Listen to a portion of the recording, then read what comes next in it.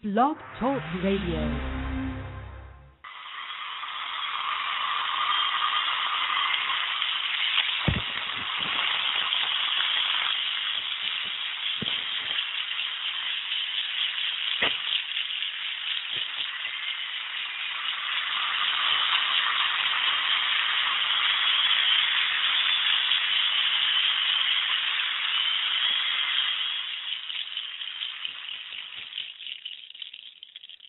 Peace, family. Thank you and welcome to your Life Food Family Program Live. Special episode today. We have the amazing Dr. David Jubb featuring the universe inside our mind. Dr. Jubb, mate. Hey, mate, how are you doing? It was really great to connect in with everyone today. Yeah, it's amazing, of course, because music is, of course, food, and life music is this 4-3-2 beat of hertz cycle, where A, you've got A, B, C, D, E, F, and G, A up in the crown and G down in the groin area, and you've got them these frequencies continuously sort of repeated. But as you've got your 12 overtones nicely sort of being opened up and open and remaining open, you've got all the frequencies running.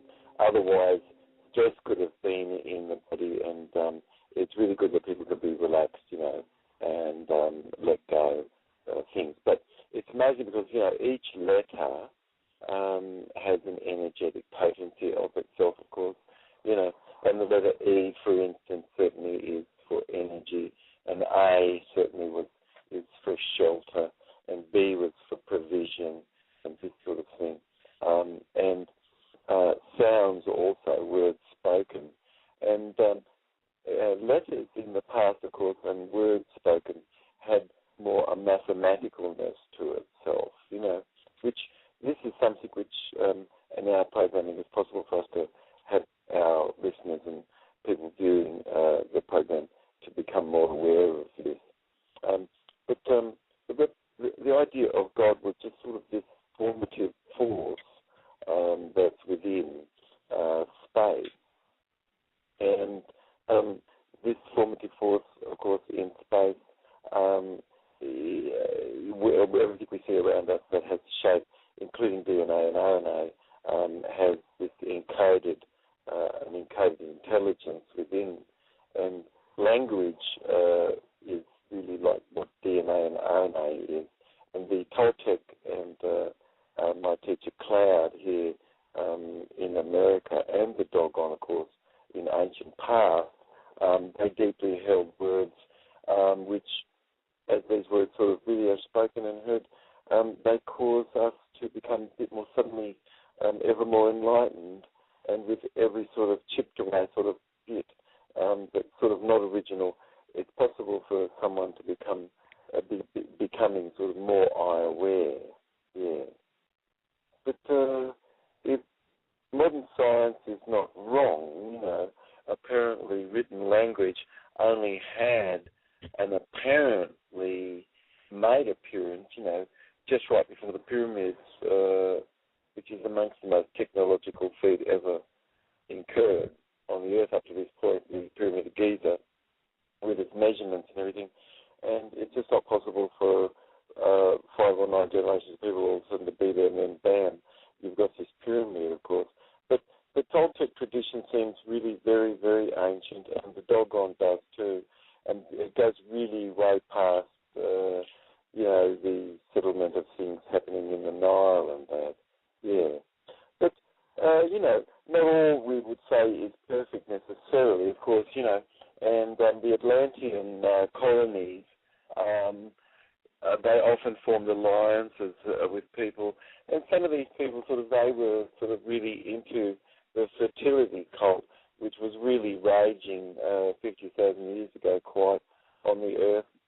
And then these fertility cults, they were practicing all sorts of mutilations and things And the Atlanteans called people who were not seafaring people, they called them Yus, Y-E-W-S, and the Y stood for sort of the feminine crotch, like as in yoni,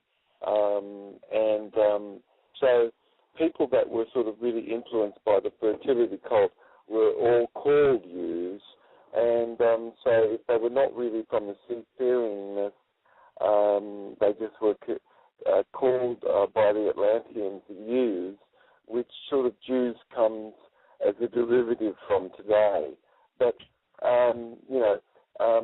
those are people back in those days, which was a matriarchal society, and that they said that they sort of owned their child's organ, especially the boys, and then they would sexually mutilate their boys, you see, which, of course, you and I and most of our listeners could probably consider that's really quite insane, while sort of very injurious and sort of costly and damaging to life. But people could have a very deep knowledge, somewhere there, like what we're talking about here, yet they could be just sort of getting run over by a truck, But the Egyptian sort of counterpart to all of this was really the Atlantean, of its Atlantean origin, and this is really what the Toltec shaman, and the Dogon, sort of really still have a very deep insight and into today, including invisibility and levitation and other dimensions existing in multiple realities. But biomagnetics is something which they've really understood quite, and that sort of works on a 90-degree angle from the magnetic axis of things, but it works in a sort of a three-dimensional field, not just two, like what you could see on a piece of paper, perhaps, but like a line drawing. Magnetism sort of really flows around the Earth, and around our body, and diamagnetics just it flows on a reticular magnetic field out from the body.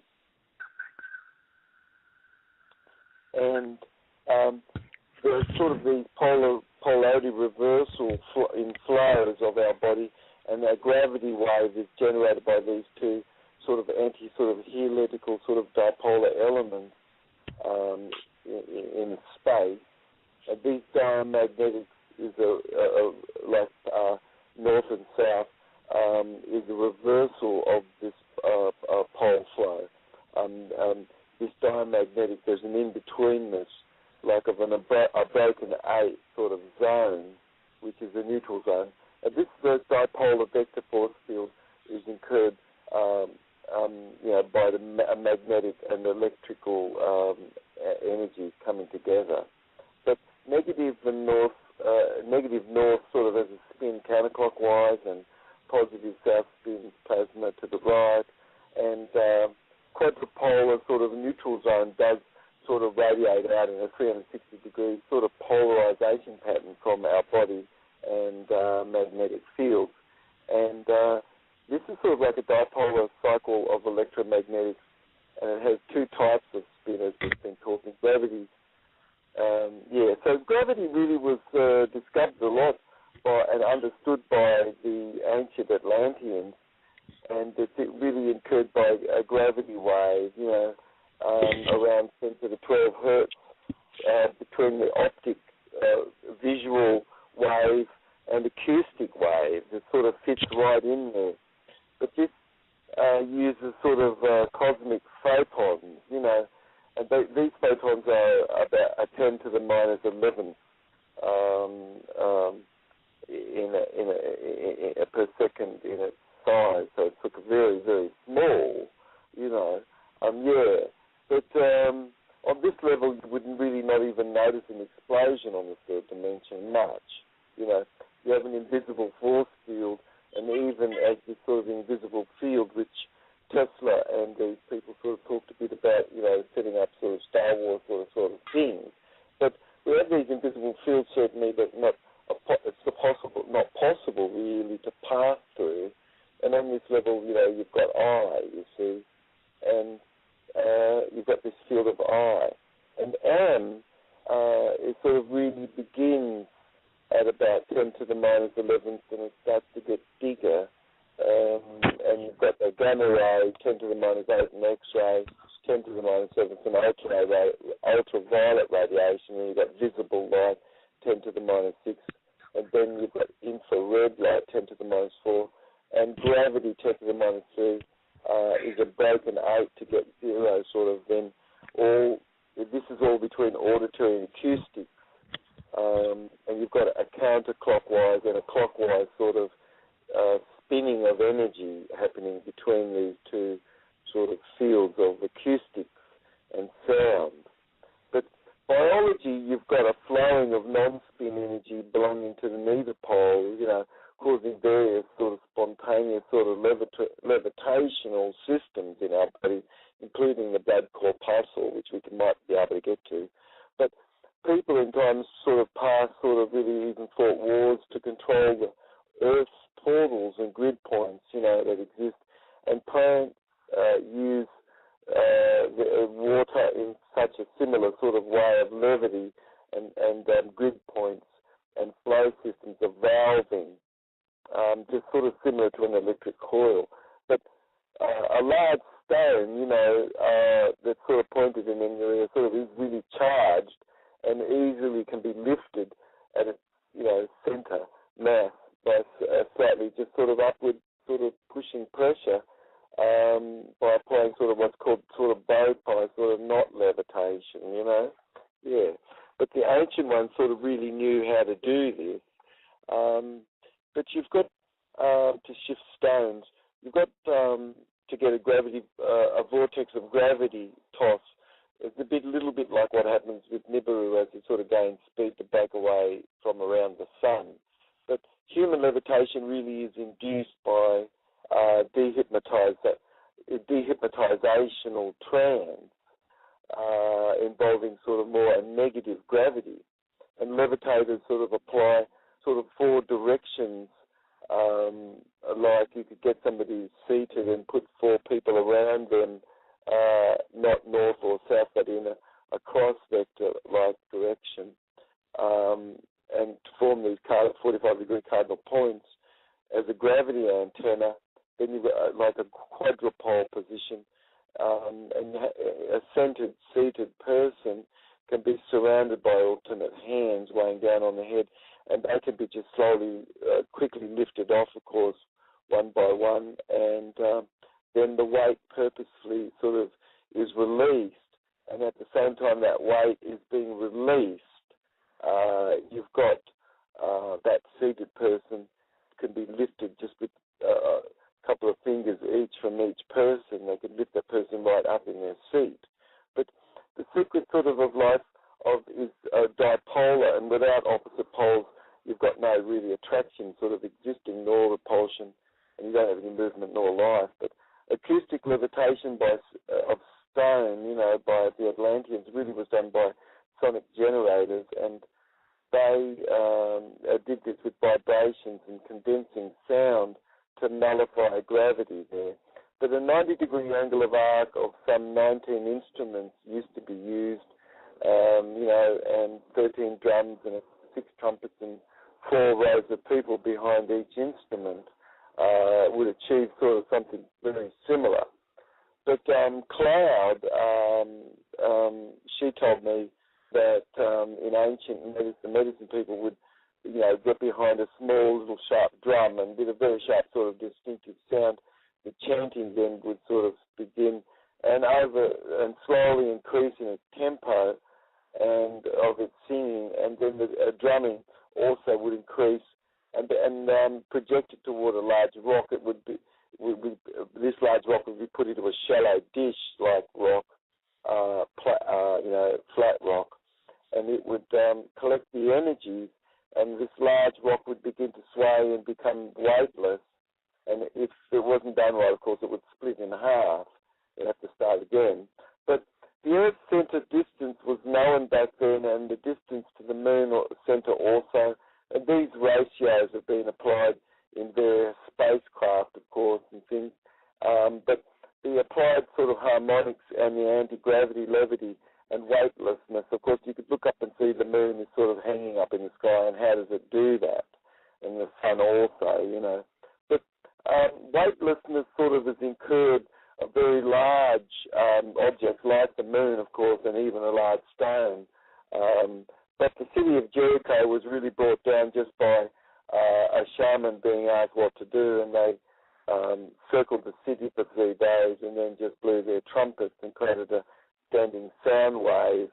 And that just sort of broke the buildings down but let the people be sort of all free sort of thing, you know. That's the city, that's the story of Jericho. But Atlanteans sort of really had very sophisticated insights, you know, into the mysteries of hyperdimensional physics and anti-gravity. You know, and they really sort of had a great ability sort of to have these sort of things unlocked, Lukey. You know, the Atlanteans had ships that really had these beautiful large donut ring-shaped coils, and they had very small sort of metal plasma ball in the centre that was made out of a very amazing, beautiful titanium.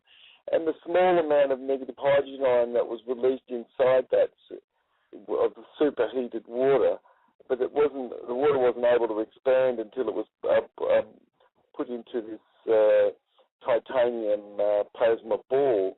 And as it was released, of course, it sort of specially sort of treated before it was released, it caused an enormous amount of heat in the inner chamber. But you couldn't feel that if you were outside because there's a vacuum that's created inside the titanium chamber, keeping it insulated from the fusion that's taking place. A few million degrees of quasi-neutral flame sort of would occur in that plasma, insulated from the walls of the vessel, and that ignited a vacuum that was in between, that caused cosmic photon to flood into that empty space. You know, a donut ring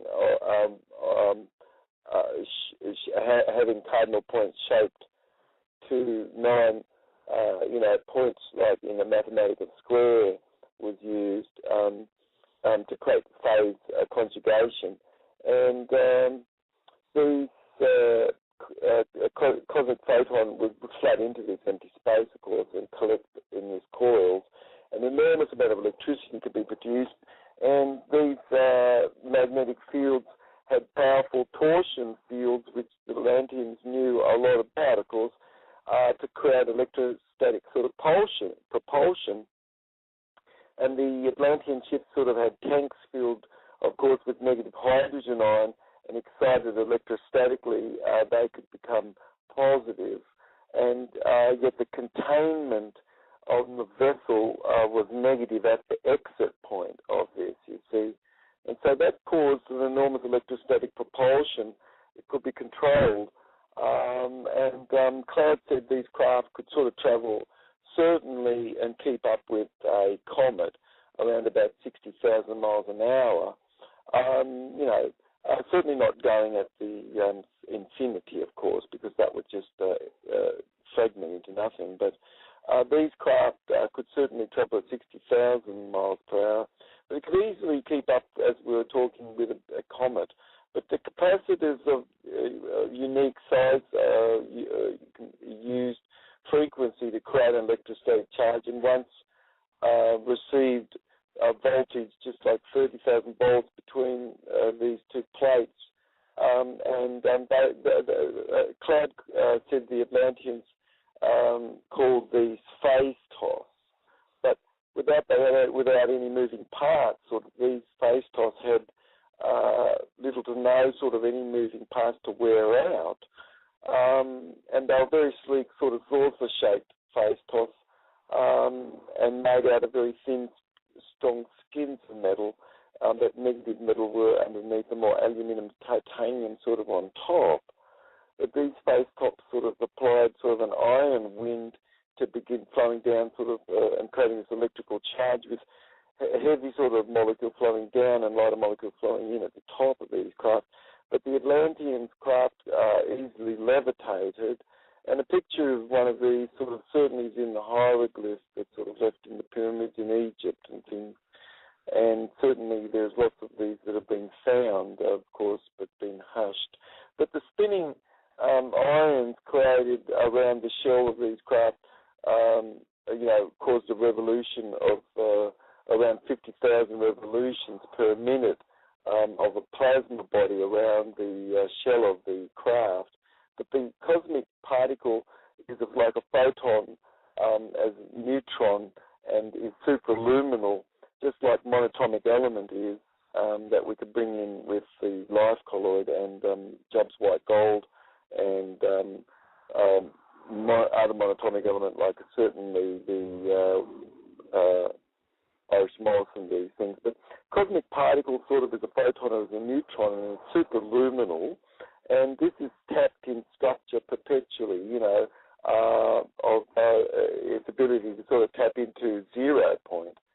But, this is something going on within ourselves, and we're sort of really feeling elevated, and you feel light in your body and in your mind's eye to be able to see.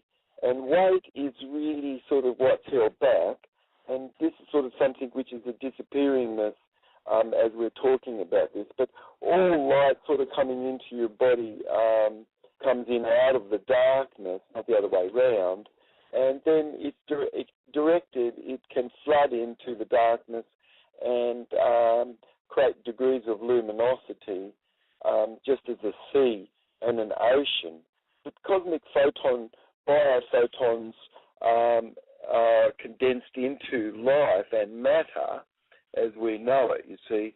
Of course, life is sort of biophotons condensed, and matter is diatomic element condensed, crystallized, like rock. But the ancient ones knew that sound could sort of energize us and could also be disruptive, and stripping energy. And the two poles of the brain firing together sort of create a beautiful amplitude of electricity where limited mind function really is reduced. And electron flow, the Atlanteans knew, Cloud and the Toltecs teach. They knew how time was equivalent to creativity instead of money, as today. And they taught sort of a spiritual process called eye awareness. And Atlanteans sort of really practiced sort of a gender egalitarianism, and they witnessed this application of the psyche, also as sort of being applied psychological warfare in some of these places, which were controlling people with fear.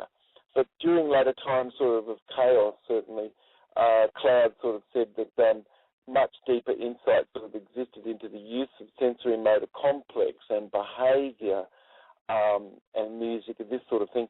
But modern people are sort of being taught, and civilizations not always followed a linear progression, sort of as we're sort of indicating in our program, as we're sort of talking about things. But evidence certainly exists of campfires and activities existing 164,000 years ago, and a fact that 130,000 years ago certainly resources are exchanged over very large distances on the Earth. 77,000 years ago, you've got humans recording information, on stone and things that's been left behind, of course. And then some 74, because a lot of other stuff would just be wiped out by tsunamis and all sorts of things, But and then folded into the earth and underneath the ocean. Then some 74,000 years ago, of course, all was reduced to the possibility of only, maybe 10,000 people or less individuals. Of course, you've got dinosaur bones and human bones that are being found together, and then all the pieces and things that's found of the past could really just only fit on a billiard table, really, But the Atlanteans knew about the law of square and phase conjugation, and the Atlanteans, certainly Toltec teaching, is sort of really describing and defining how matter is formed and its sort of elementary parts in sequence. But the Toltecs teach 3 ways of responding congruently and meta-responding and incongruent response, and these follow sort of string theory of only 3 sort of thread intersections, a loop across and looping. And this is what Cloud really came onto the scene to teach quite a bit, and is the basis of a lot of the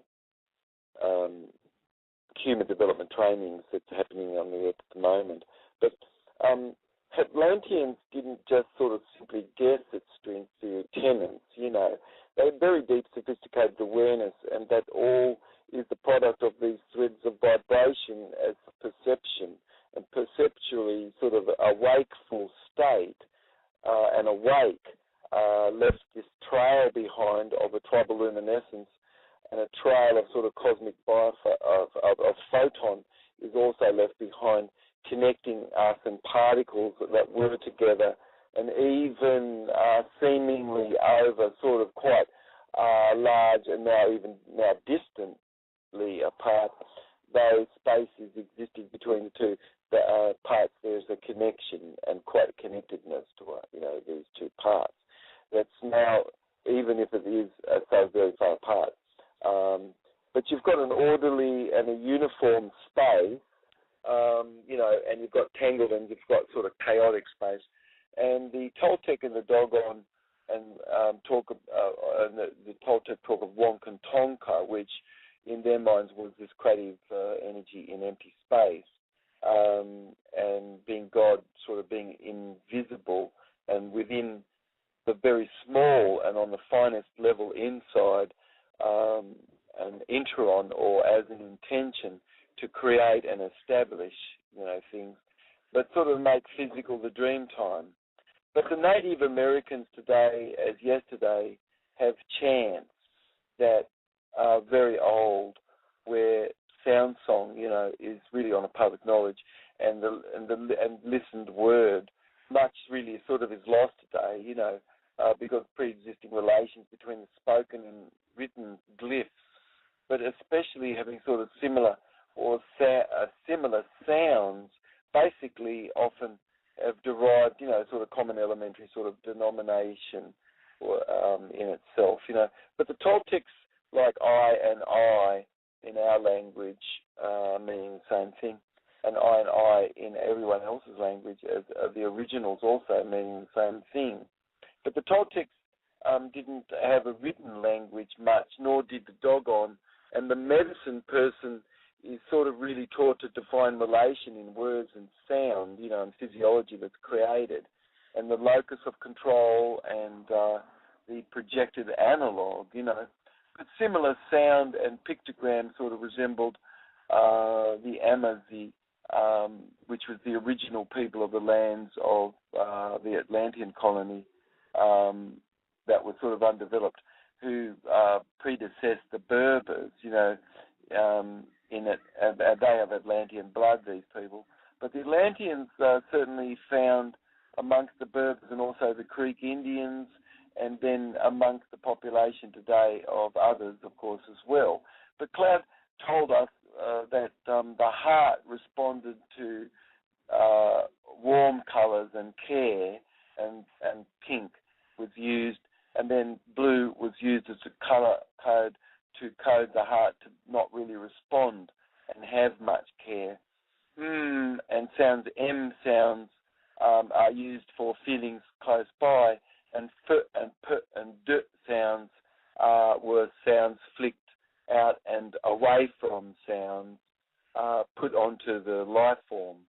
And the very subtle sort of ways of undetected sort of by the unsuspected mind, people could be controlled to produce sort of an armed prostitute that could commit legalized sin.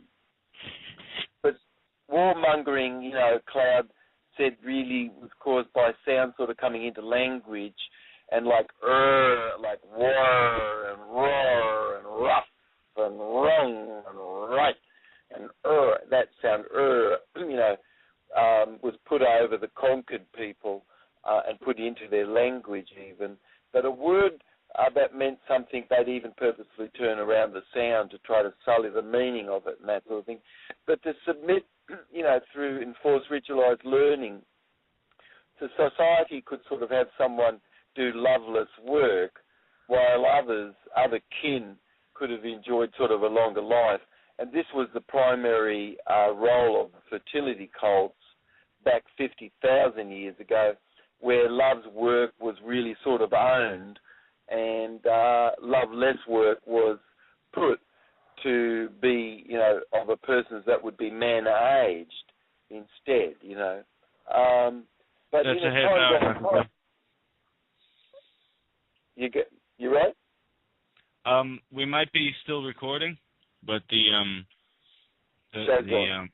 half hour is over. It might still record if you want to close it.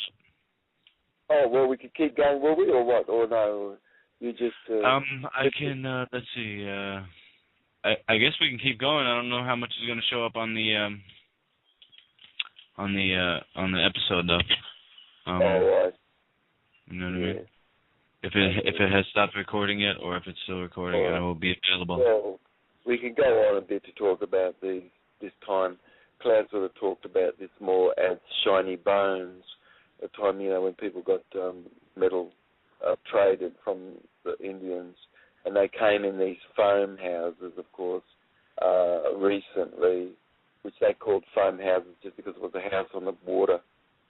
It often had a bit of foam in front of it, so they sort of saw it as a house sort of with foam or something, Yeah.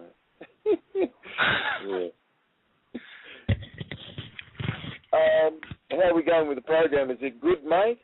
Oh my goodness, amazing. Yeah.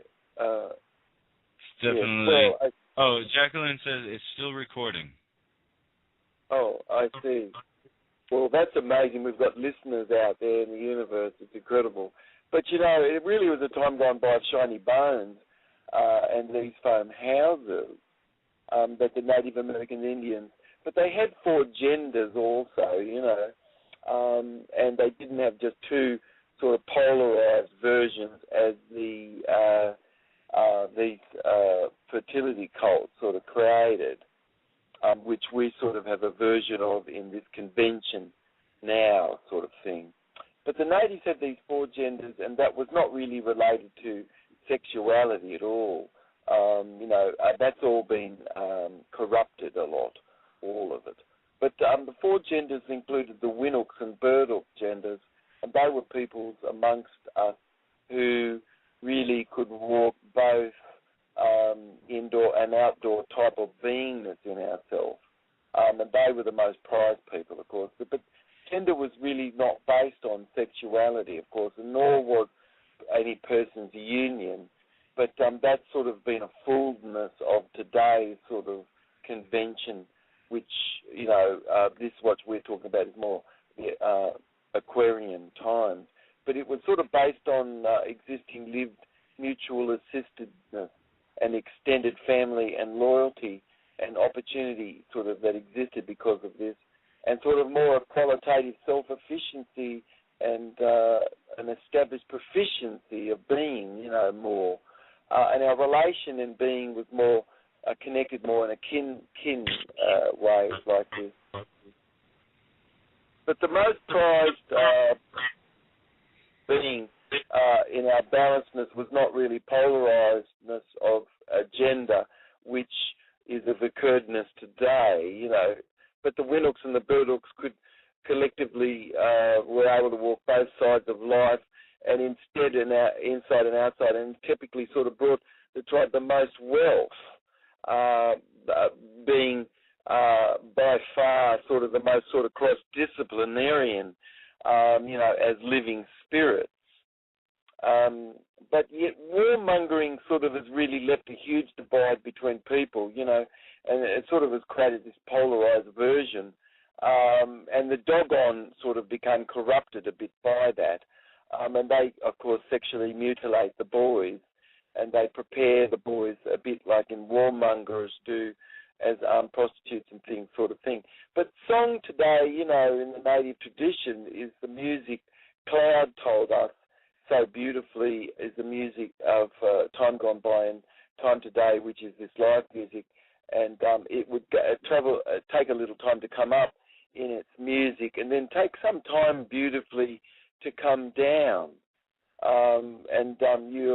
You start up high, and then you're slowly working your way down, in this chanting, and when all call and response sound songs and sound singing, is done, in the lodge and things,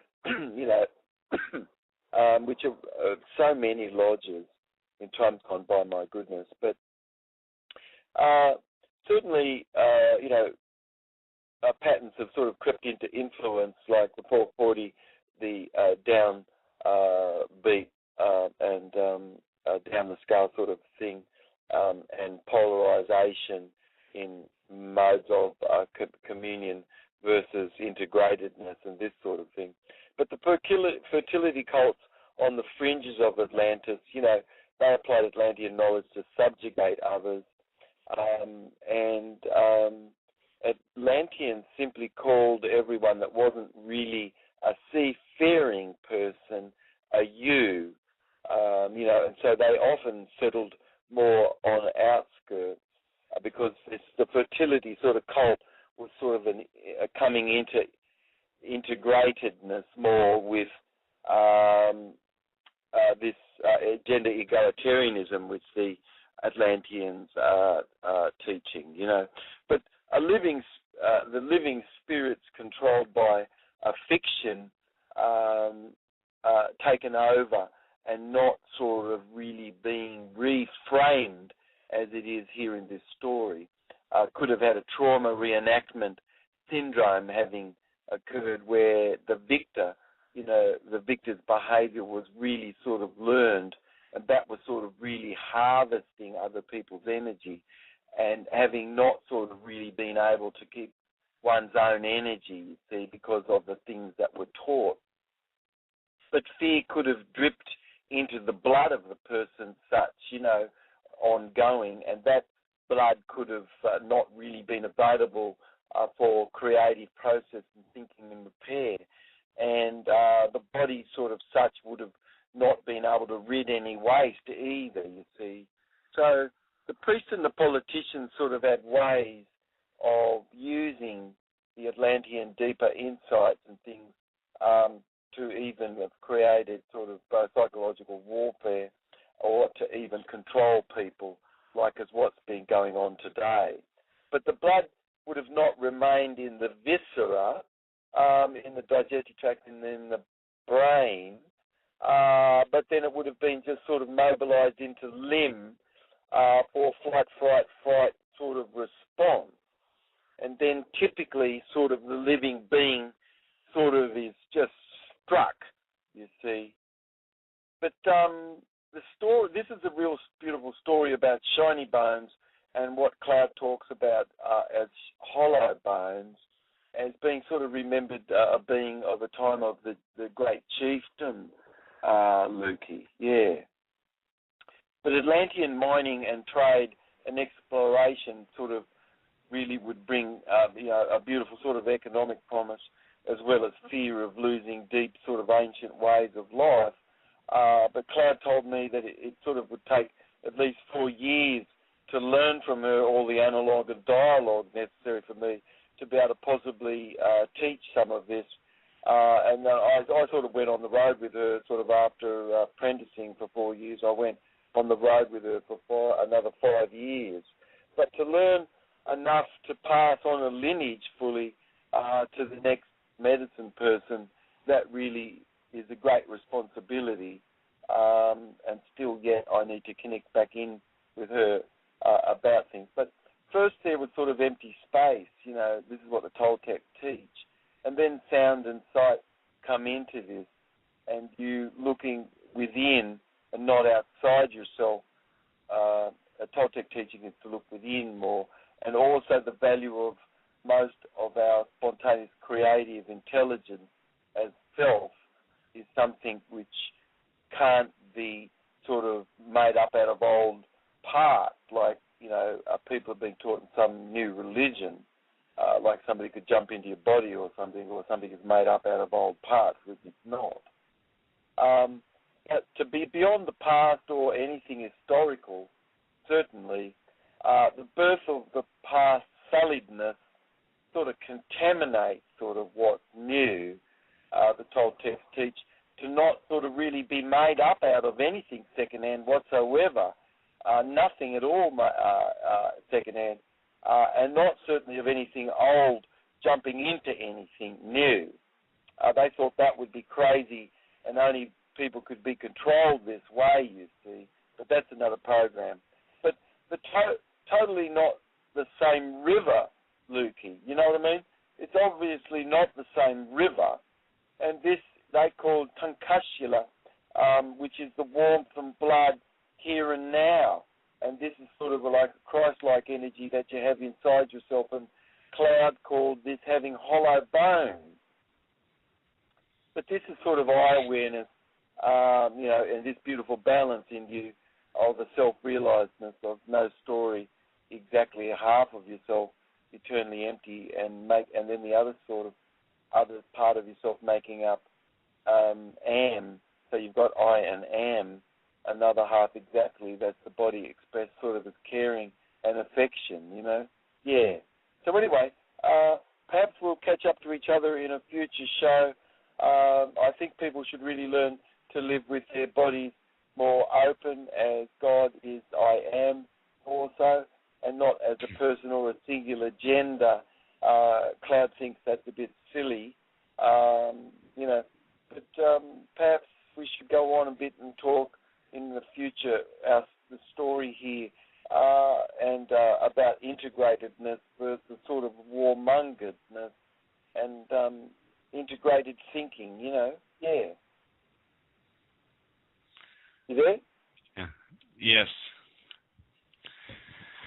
All right, mate. Yeah.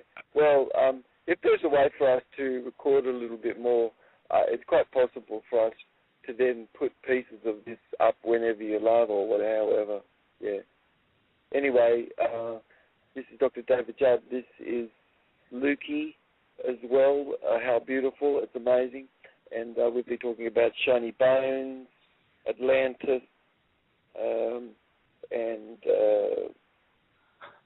levitation. I think we should get a little bit more into anti-gravity and things such like this, and language, and this convention that we're living in. Anyway, love you guys. We'll catch up to you in a future show. Thanks, mate.